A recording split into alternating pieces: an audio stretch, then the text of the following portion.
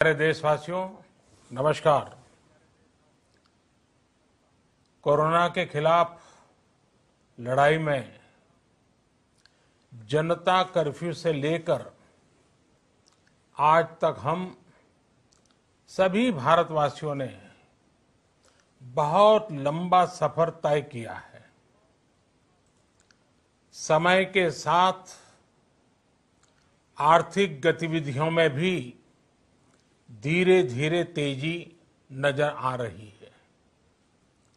हम में से अधिकांश लोग अपनी जिम्मेदारियों को निभाने के लिए, फिर से जीवन को गति देने के लिए रोज घरों से बाहर निकल रहे हैं।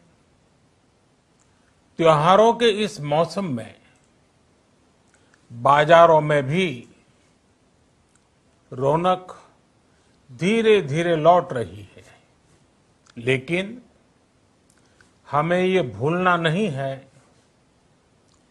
कि लॉकडाउन भले चला गया हो, वायरस नहीं गया है।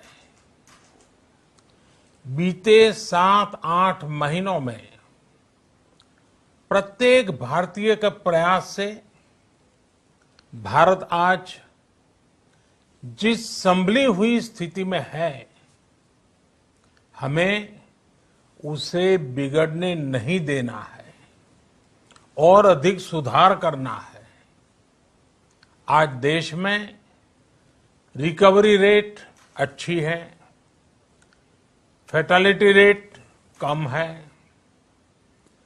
भारत में जहां प्रति 10 लाख जनसंख्या पर करीब 5,500 लोगों को कोरोना हुआ है, वहीं अमेरिका और ब्राजील जैसे देशों में ये आंकड़ा 25,000 के करीब है।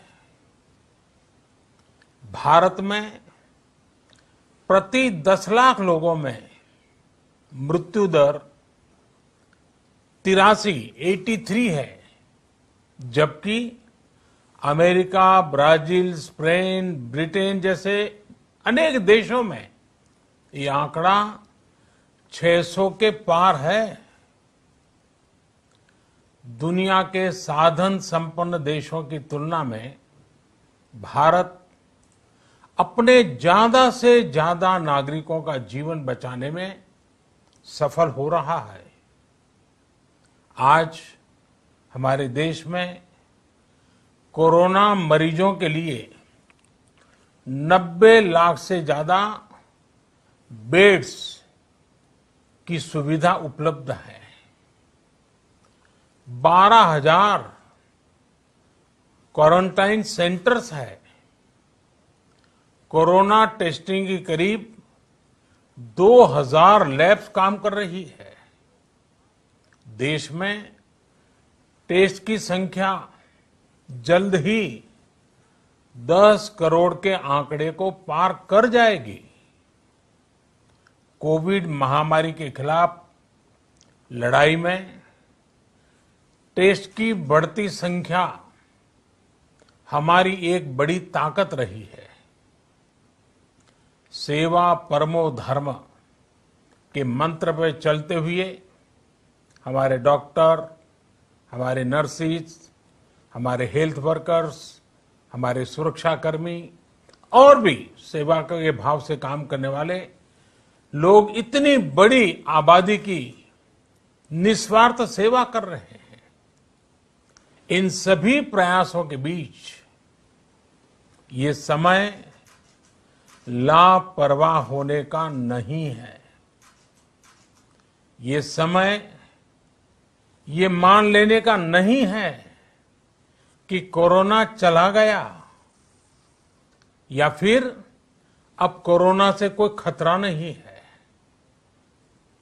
हाल के दिनों में हम सब ने बहुत सी तस्वीरें, वीडियो देखे हैं जिनमें साफ दिखता है कि कई लोगों ने अब सावधानी बरतना या तो बंद कर दिया है या बहुत ढिलाई ले आए हैं।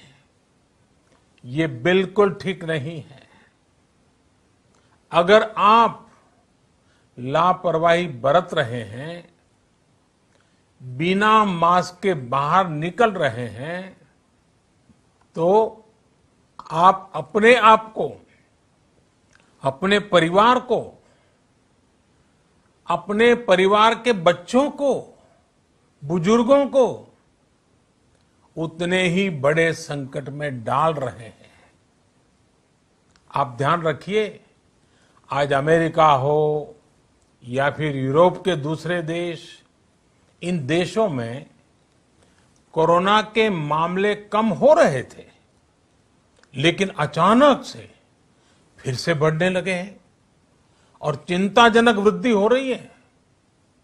साथियों, संत कबीरदास जी ने कहा है, पक्की खेती देखी के गर्व किया किसान, अजहू जोला बहुत है, घर आवे तब जान। अर्थात कई बार हम पकी हुई फसल देखकर ही अति आत्मविश्वास से भर जाते हैं कि अब तो काम हो गया, लेकिन जब तक फसल घर न आ जाए तब तक काम पूरा नहीं मानना चाहिए। यही कबीरदास जी कह के गए हैं। यानी जब तक सफलता पूरी न मिल जाए, लापरवाही नहीं करनी चाहिए। साथियों, जब तक इस महामारी की वैक्सीन नहीं आ जाती, हमें कोरोना से अपनी लड़ाई को रत्ती भर भी कमजोर नहीं पड़ने देना है। बरसों बाद हम ऐसा होता देख रहे हैं कि मानवता को बचाने के लिए युद्ध स्तर पर पूरी दुनिया में काम हो रहा है। अनेक देश इसके लिए काम कर रहे हैं।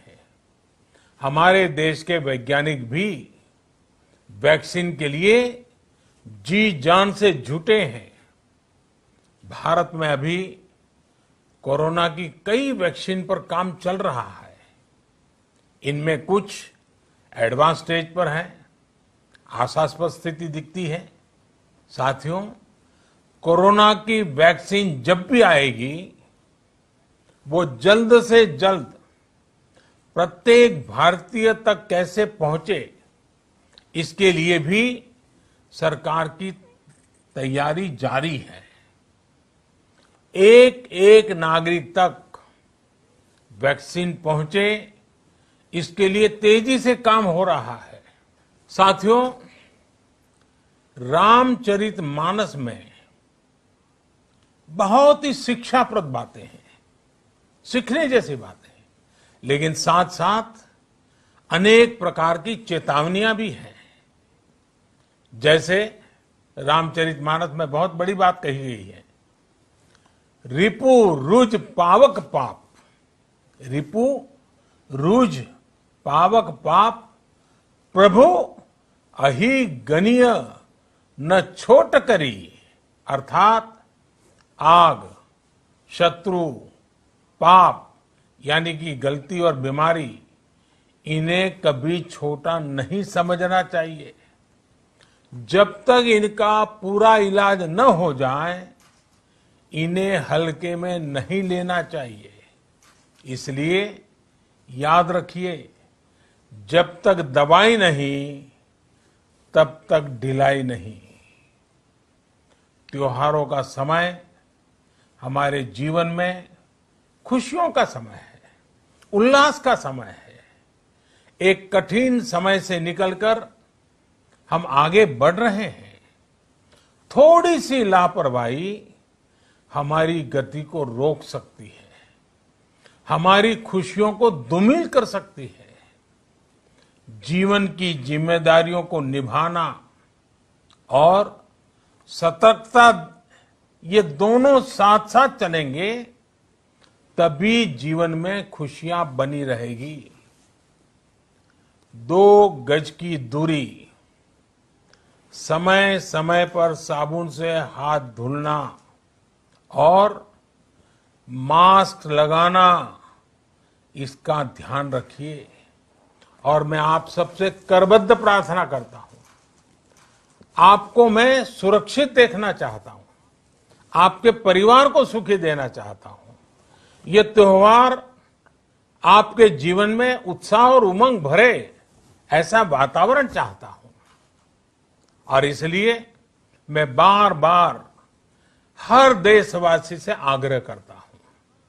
मैं आज अपने मीडिया के साथियों से भी, सोशल मीडिया में जो सक्रिय हैं उन लोगों से भी बड़े आग्रह से कहना चाहता हूं कि आप जागरूकता लाने के लिए, इन नियमों का पालन करने के लिए जितना जन जागरण अभियान करेंगे, ये आपकी तरफ से देश की बहुत बड़ी सेवा होगी।